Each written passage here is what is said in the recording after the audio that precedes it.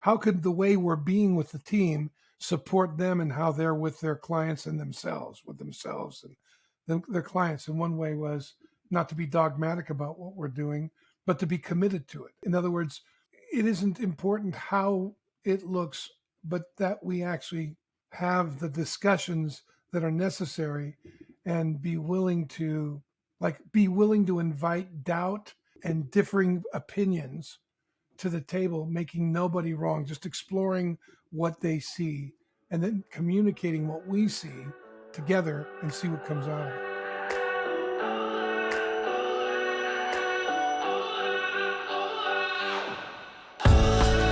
2023 is already setting up to be an interesting one. At the turn of this year, how are you absolutely sure that your team is committed to the results that your company needs? Hello, my friends. My name is Chad, and this is the Naked Leadership Podcast, high-stakes conversations for relentless company founders. My co-hosts and I have over 6 decades of combined experience in leadership coaching. And in this podcast, we explore it all. There's no conversation too risky. This week, Dan and I sit down and chat about how to plan for the next year with your team.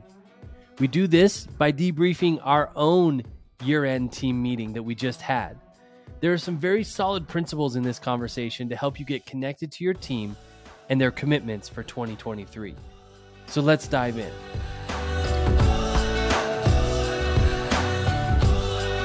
Hey, Dan, brother, how are you, man? I'm well, thanks. Great being here. Good to be with you. We're missing, I'm going to call it right here in the beginning, we're missing Adrian. He's out with his son, touring a college, got a offer to play football out in Ohio. So they're out checking it out. So we're going to miss him, but man, we're excited about what's going on for them. Yeah, really. I can't wait to see him play. I hope he takes the offer. And if he does, I'm going to fly out there to watch him. He's a blast to watch. Yeah, absolutely. So we're just coming off of our 2-day summit as a team. Man, what an incredible experience it was. So we took an entire day as a team and we talked about this last year. And we lined out everything that worked and what didn't work and what's wanted and needed. So we talked about the clients that really added to the vision that we're creating. We talked about the clients that we missed in ways. Yes, we miss our clients in ways. And so we talk about it very clearly to make sure we can get the feedback from that. And then we took an entire day to set vision, talk about our commitments and, our potential for 2023, what it is that we're going after. And it was an incredibly connecting and grounding experience for me. Talk a little bit about what that experience was for you. Oh, I really, to me, I look forward to those meetings to really get connected to what's worked up until this time, what hasn't worked, and then what we can learn from that. I found that I thought we spent a lot of good time in there and really got into, the depths of what else we could be, how else we could be with our clients. And I really feel like that's where we connect because we get to connect to understand and explore each of our areas of of improvement where we can improve and the thinking behind it, which really I think makes a big difference. Get the thinking right, and things start to shift. And it's always great to work with a group of people who are as curious about themselves as they are about other people, and that was empowering to me. I learned a ton about it, the people at the table, and also about what's wanted and needed from me to support both what I said I would do and other people at the table. So I really enjoyed it. And it became evident to me that we've the more you keep the slate clean between each other during the process of the year, the better these meetings go. And I know we have a weekly planning meeting and we talk in between, but what I've really noticed is that the willingness to deal with things that come up, differences, upsets, concerns, in the shortest amount of time, from the time it occurs to the time it gets resolved. It was evident that we've been keeping the house clean because the meeting was so connected and it moved so well. And then inviting someone in to just sit in and a potential consultant who we feel like she could possibly contribute. She really, I found her to be very valuable and really made a contribution as well. And so it was great. The whole meeting was wonderful for us, or for Yeah, I me. think for me, one thing that I came away from that meeting with thinking about was, or that time together. I don't even call them. I don't. They don't even feel like meetings to me. They just feel like being with the people that I love to be with, doing the work that I love to do, which is really cool. But one thing that really stuck out to me was, not only did we get some good things on paper, some good ideas, some good commitments, and local uh, find out where people were. The other thing that really came out of that for me was just how connected we left that meeting.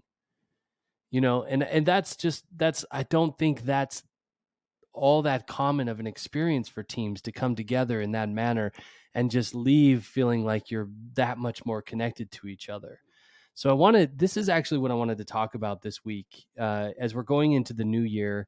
And I know a lot of leaders, I know a lot of founders are thinking about, one, setting goals. And we're going to talk a little bit about setting goals and maybe some helpful language to create more of an impact with your team and with yourself as you work into the new year. So they're thinking about setting goals. They're thinking about connecting to their people. Who do they want on their team for the new year? Who's going to make it? Who's not going to make it? How do we stay more connected? How do we stay more committed to this thing that we say that we're about, that we're putting out into the world? And I know there's also some uncertainty going into this year as well. And nobody, I don't want to ignore that factor as we talk about this conversation. So Dan, I just wanted to invite you into a conversation this week about this idea of preparing for the next year and how to set ourselves up in a way that there's a good chance we will be able to create what we say we want. Yeah, I mean that's one to unpack. I think one of the key, for me, a key attitude going into a meeting is the willingness to challenge oneself, to commit to something that you're not sure you can. It's like it goes beyond what you are sure you can do, which then makes visible what like the invisible becomes visible at that point.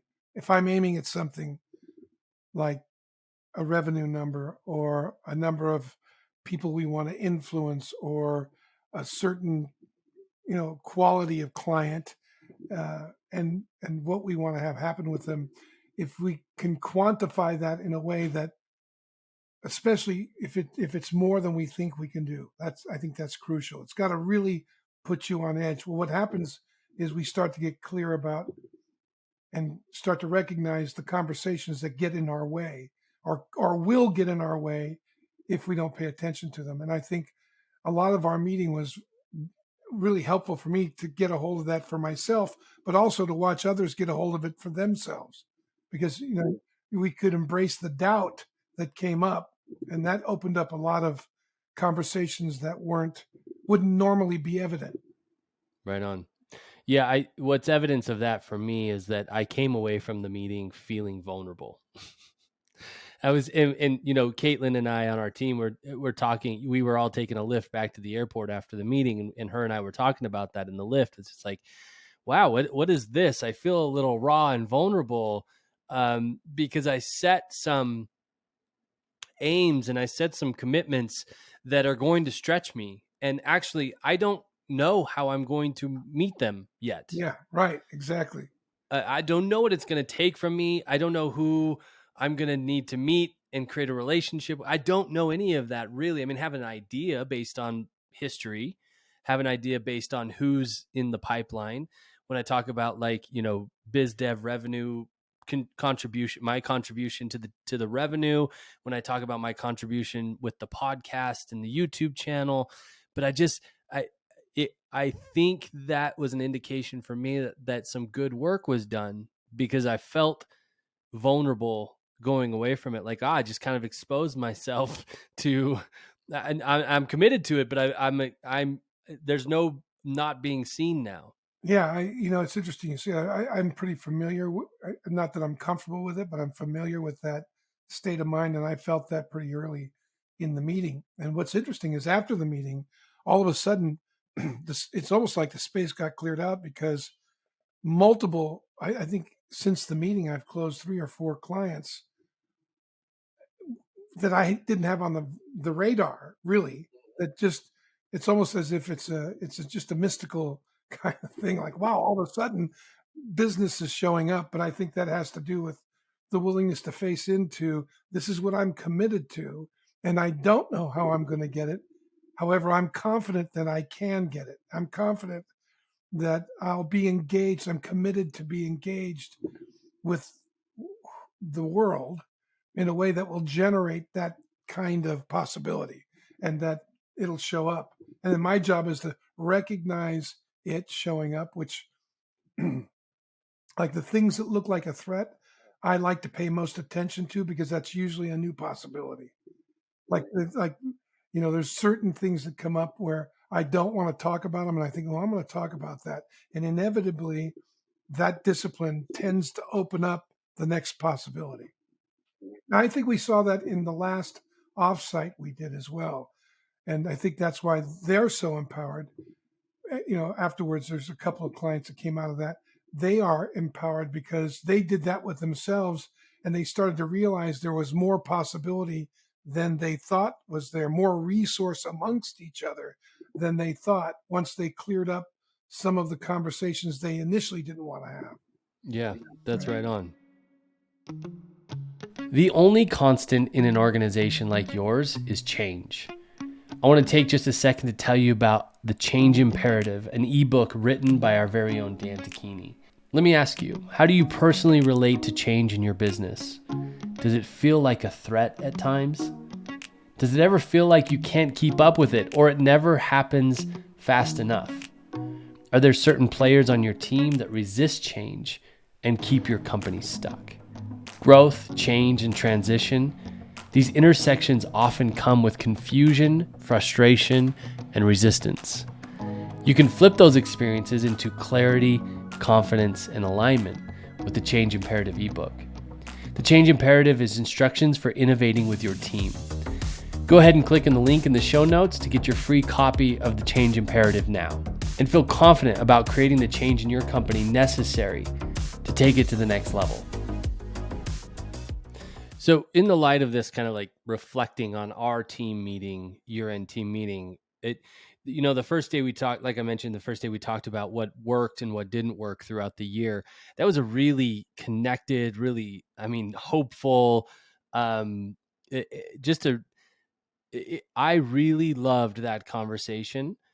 And you and Adrian did such a great job at setting. Everybody did it. Everybody Oh yeah, contributed, but absolutely. you guys did such a great job at setting up that conversation in a way where people could come to the table and talk about what didn't work in an impactful way, in a non-shame based, I guess I would say, way. What are some of the intentionalities that you both exercised in that conversation to make sure that we could get the best thinking on the table around what didn't work? We actually about 3 weeks before the meeting, uh, we got online and started developing the the agenda and just kind of bantered back and forth about what we thought needed to be on there. And in that discussion, we started talking about, well, okay, these are the things we want to cover. What do we want to generate with the team as we cover them? Right. One of the things that we both talked about is developing the new, like we had some new consultants there. You're not really new. You've been around for a while, but you're fully on now. And so how could the way we're being with the team support them and how they're with their clients and themselves and their clients? And one way was not to be dogmatic about what we're doing, but to be committed to it. And so in other words, it isn't important how it looks, but that we actually have the discussions that are necessary and be willing to penetrate the like be willing to invite doubt and differing opinions to the table, making nobody wrong, just exploring what they see and then communicating what we see together and see what comes out of it. And so no point of view was off limits. It's like, look, what do you think worked? What do you think didn't work? Let's put it all out here. We want to hear it all. And why? Because we're actually aiming at something that's bigger than just us looking good, feeling good, or being right or in control. And when you have something that's bigger, you might go off on a tangent, or you might get into some, there's some bantering going back and forth or arguing, etc. But people are listening because we're not arguing for the sake of trying to make the other person wrong. We're arguing for the sake of having the best outcome we can possibly have, which includes the result, and then who do we want to be in the process with each other. And we can be that in the moment. So, to nutshell it, we wanted to be the way we would want you to be with us and with our clients in any process where we're looking to discover and plan and resource what we see as what we see matters to us, and also feels like it's out of our reach. Mm. Right. Yeah, I love that. I mean, both of you have said multiple times, our partners and our consultants are our first client, meaning me and the other partners that are in the firm. And that's interesting that you take it even to this realm too, right? Of like when we're learning about what's working and what didn't work, the mistakes that we've made, the mistakes that you guys have made, it's a I really felt an atmosphere of wanting to learn from those things. It wasn't blame, shame, or credit.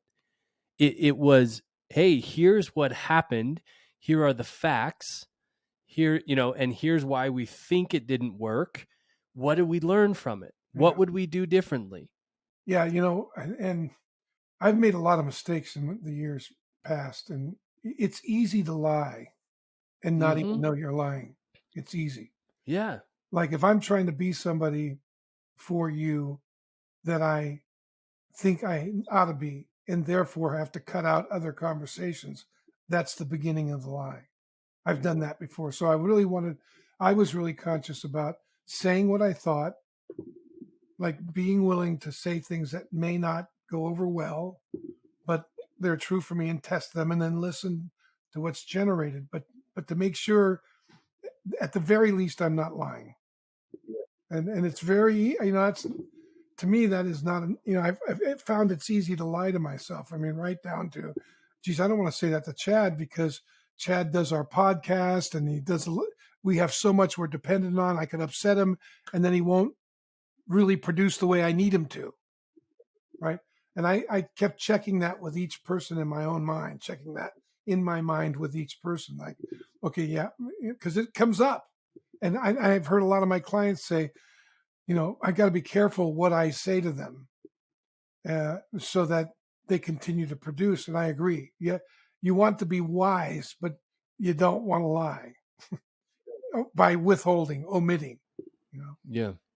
Well, and what I felt, and I just think I just keep going back to Army because I think it's debriefing that is a great way to kind of explain and bring out some of these principles and my experience in that conversation was I didn't need to lie. I didn't need to try to hide anything. I didn't need to try to make anything look better than it was because I absolutely felt both from your leadership and everybody else's commitment and participation in that conversation that I could talk about whatever it was.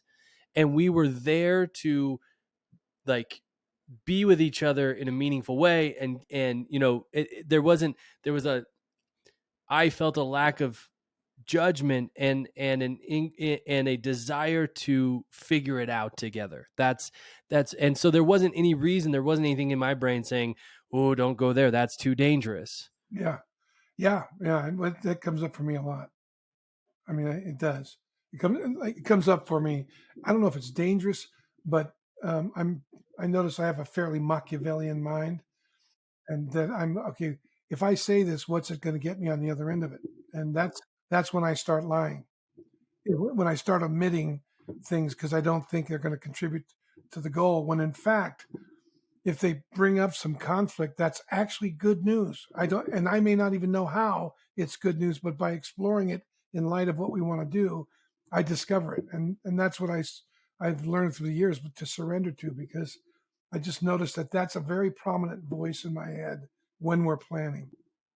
There truly was no conversation too difficult to have at that table. Boy, that was true. Yeah. We practiced that one, didn't we? We did. Are there any, before we move on to projecting for the future, are there any other guiding principles that I love that you talked about how much you planned and the perspective that you took? Hey, these guys are our first clients, so we want to relate to them in that way. And, are there any other guiding principles that you were both conscious of to create that kind of, connection in that meeting? Well, I wanted to make sure people's expectations were set for the meeting. And I thought Adrian did a great job of that in the front end. We talked about that going into, like, this is what we want to accomplish in this meeting. And here's an overview of what we're headed towards. And here's and what we want to do is invite you into the attitude. We want you to know, like you said, you're our first customer. You're the customer for us. Because if we serve you, we know they're going to serve others. So please bring what you need. You may not get everything you want, but we're going to do our best to decide what it is that's most important for you to have and that we can afford, and resourcefully, and then look at how we can get the rest. I think just being, and anything's, no conversation's too difficult. And I think that really was what our process was, and it pays off. I always feel like there's just so much intelligence in the room. If we can get everybody talking, then we're going to get the best decisions. And I mean, everybody talking authentically, like, not like, don't, like, be conscious of setting up expectations of how people ought to be, and if somebody doesn't want to talk, great. What we're going to get, what that's going to get us is a true read on where the individuals on the team are. And that's what I was into. So it was exciting to see the enthusiasm and passion for what we're up to, by the whole team. It was exciting. Yeah, one thing that I'll touch on too was you talked about Adrian setting it up. Is that the one thing that I experienced was that the agenda, the actual meeting agenda was not too aggressive, right? So we could actually be together in this. Right on. Yeah, there wasn't too much. We didn't want to do too much, but we wanted to get certain key things done that we knew we could build on. And by trying to get too much in, and we didn't get dogmatic about it either, about the agenda. In fact, if it bounced around, that was okay, just as long as we got the key points in, we got the key distinctions in, we understood the key projects that we were able to learn from the past first, and then set up where we're headed from there, and then make sure that the commitments we're making, the key objectives and results, we're mapping back to what's most important to us as an organization. And I felt like that really got done. Yeah, I agree. So let's talk a little bit about setting commitments for the next year. And we use that language very particularly. We don't use a lot of goal language in both in our work with our clients or with our team. And I'll just say from my perspective, the reason being is that goals have kind of taken on this persona of as a nice idea. There seems to be a lack of accountability in them. It's like, hey, if we hit it, this would be really, really great. And if we don't, whatever. Yeah, it's interesting because the definition of the word is what you're aiming at or the result, which the culture is kind of, it's softer in the culture than it is in the dictionary. I think I concur with you that in my experience, people look at goals like a nice idea. Like, that'd be great, just like you said. But if you use the word commitment, and there is a distinction between the end result and the commitment is the spirit in which we're going to stand or act or be with. Like my favorite definition of commitment is Shearson Lehman's, which says commitment is what transforms a promise into reality. It's the words that speak boldly of your intentions and the actions that speak louder than your words. Commitment is the stuff character is made of, the power to change the face of things.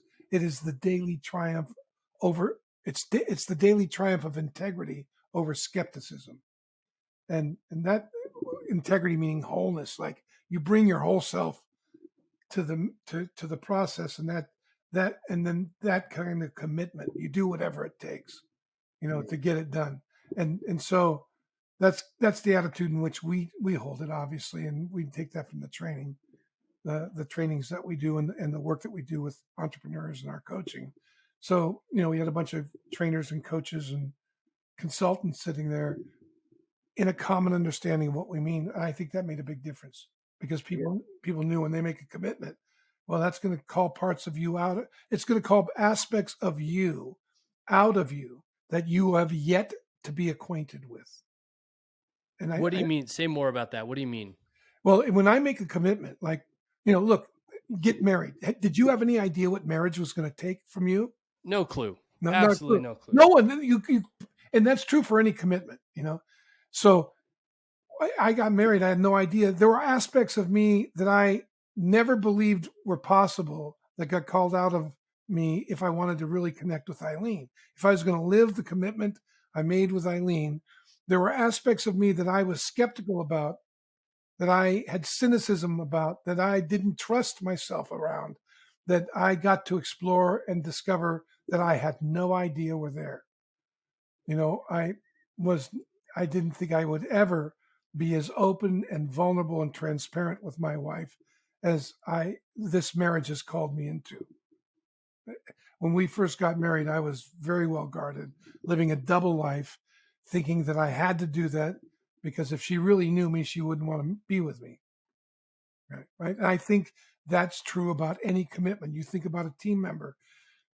When you make a commitment that calls you beyond what you've already accomplished into the territory that's unknown, then it's going to make you feel vulnerable. You're going to be destabilized a bit, and it's going to call out of you what you have yet to be acquainted with in yourself. You're going to find out if you are willing to pay the price to bring forth what you say matters to you. And that goes beyond gesture. Like, it's not a gesture. The gesture is, oh, I went through the motions so I could tell you I did something. Now, this is like, after I go through the motions or after I take the action, if it doesn't happen, I'm going again. Yeah. I think about this when I play ball. I remember I hit this guy. I was playing at the university, and I hit this middle linebacker. He's a All-American, and he shook my cage. I'll never forget. He didn't budge. And I actually dropped to my knee. Brick wall. I thought I was putting a big hit on him, and he just knocked me down. And I went back, and I remember thinking to myself, wow, do I have it? Do I have it in me to do this? And the guy next to me, the other running back, said, let's call that play again. This time, Takini, do this, this, and this, and don't even think about it. Just like be willing to get knocked out. And I remember I just decided, he goes, don't hesitate, because we all know what that means when we play ball. So I just gave myself completely to it, and I did a good job, blocked him really well. And I got up, and I remember the confidence.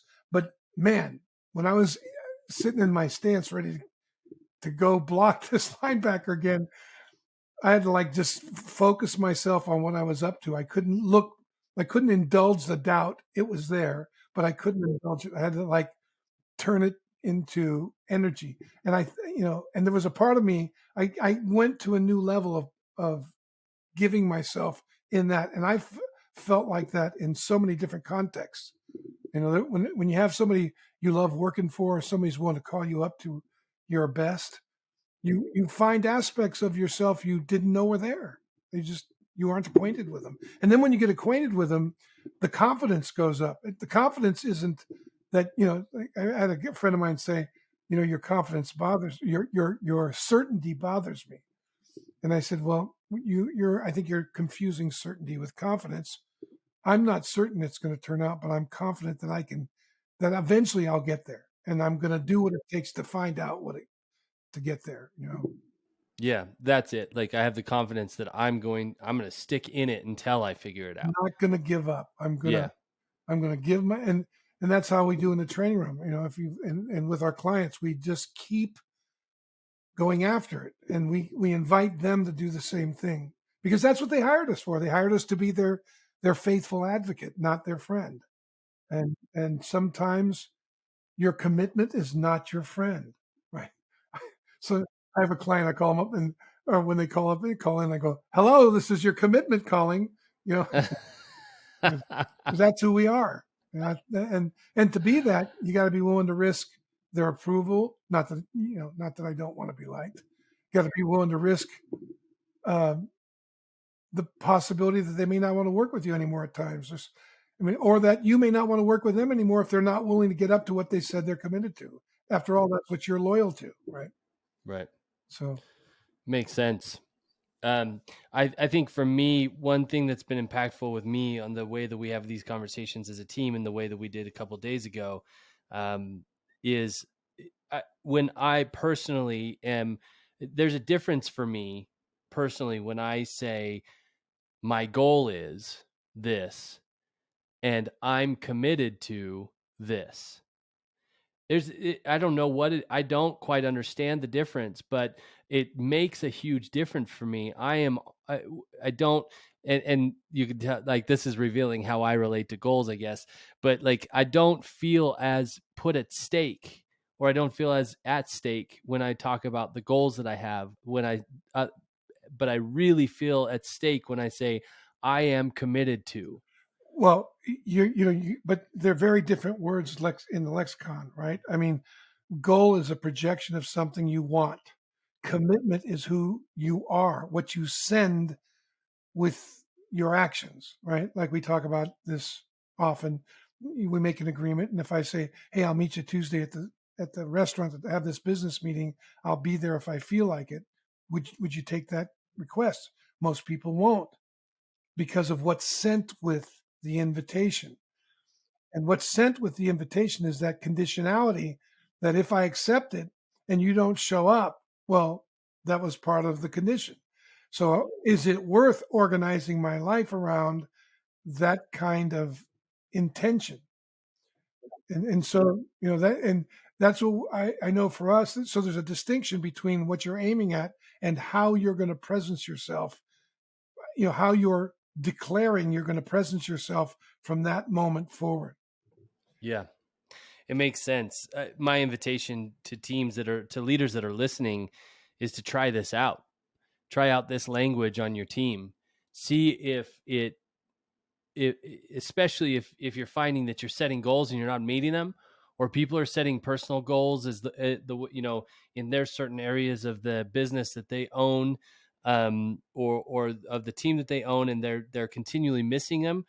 uh, Try introducing this language around what I'm committed to rather than what my goals are, and see if it makes a difference for people. See if they're if it puts them more at stake, meaning they're more willing to do whatever it takes because their name is on it.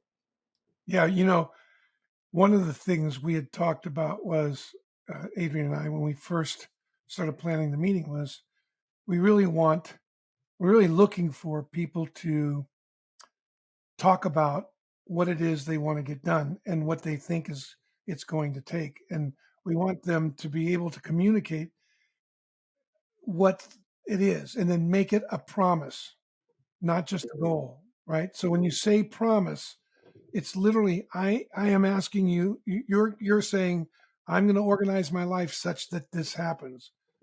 And then what kind of commitment are you sending with the promise? The minute you start asking people to make promises, you're going to find out what conditionality pre-exists in their mind, and you'll be able to hear it in their language because all of a sudden people start to hedge how they're going to get it done and want to know what happens if I don't get it done, right? And that's got I remember working with a friend of mine, his name is Eddie Jacobs, He was one of my first coaches. We worked together years ago in the training industry, and we both had training offices in different cities. He was in New York, I was in San Francisco, and we would talk. And he would invite me out. He used to.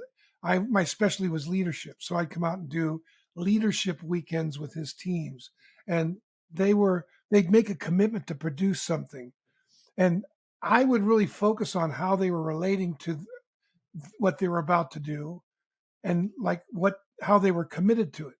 Then afterwards, we go out to dinner, and Eddie would be really nervous. And he goes, "Are you anxious?" I said, "Not at all." And he said, "Why?" I said, "Well, one, if anxiousness helped produce the result, I'd be anxious with you. But I feel what I focus on is giving myself completely, vetting the conversations in the moment when we establish them, so that the aim is as true as we can about where we're headed and what it's going to take from people before we let them go. Then once we let them go, I figure it's all learning from then. And when they come back and we do the checkpoints, we see what was accurate, what wasn't, based on results, and that'll flush up the next level of conversation, and we'll engage that. And if we're loyal to that, if we stay loyal to people and their process, and we show up and we explore and learn from each step along the way, the goal or the goal or the commitment or promise in this case will come about.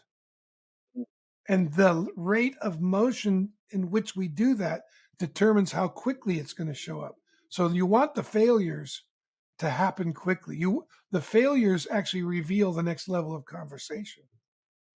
So if you say you're going to do something and you only do 70% of it, I know 30% of it is some set of stories that make you right about the 70%. Now, at least I think that. And then in the inquiry, if you tell me, like if I ask you, well, what worked and what didn't work, you tell me, great. But if you start telling me why 70% is all you could get, I know we're not going to get any further. That's what a lot of people think accounting is. Well, this is why it didn't happen. Right? No, that's not why it didn't happen. It's like why it didn't happen isn't as important as what it's going to take to have it happen. So let's learn what's wanted and needed there. Let's look and see. Let's indulge to understand. Indulge the conversation to discover what's wanted and needed, so you can begin to presence that right now, in this moment. And it might be just the humility to acknowledge that, you know what, this isn't working. I said I was going to produce this. I said I'd produce X, and I'm at Y. No judgment, just I'm at Y. Now, what made me right about Y? Let's hear it. Like that's fine. Now, what are we learning here, and what's wanted and needed to hit X from here on? Yeah, makes sense. My personal experience of it is like, I'm going to pay much closer attention to something that I say I promise or that I commit to, than maybe I am something that I'm going to say my goal is. Yeah. And yeah, I would too. I have to concur with that. That's why I don't like the language goal. I just never have goal. Yeah. I mean, the goal sounds like a fun start to a fun, dreamy conversation. I used to say, I don't play hockey right now. We're not playing hockey.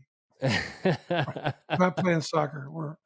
So when at the end of the meeting, and this is where we can kind of close up this conversation, but at the end of the planning meeting for us, the year-end planning meeting for us, we each gave our projections for the year, what we were going to personally contribute to the team.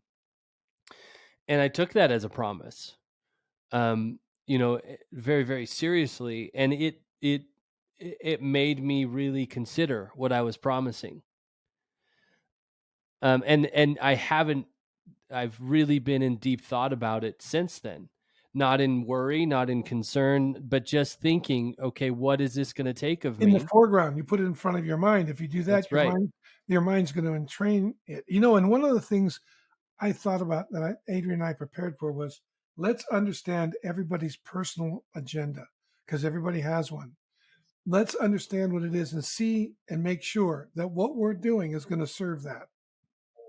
Because it does no good to have a company goal where the individuals on the team do not map their personal agendas back to it. If they can't see how it's better to accomplish that goal for them personally than it is just to go after their personal goals, then you're going to have some mischief.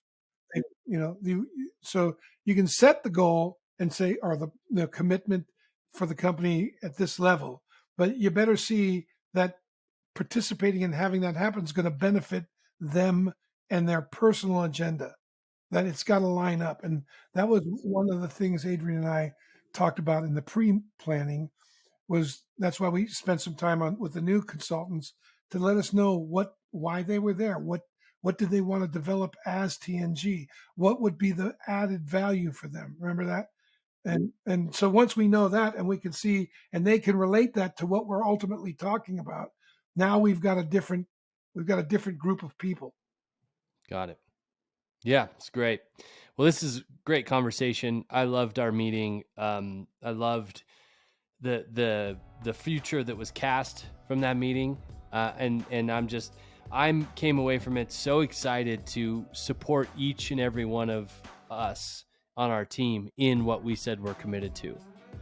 And we got some exciting things, even with the podcast. We've got some really exciting things coming up where we're going to, the rest of the team is going to be, we have such brilliance on our team.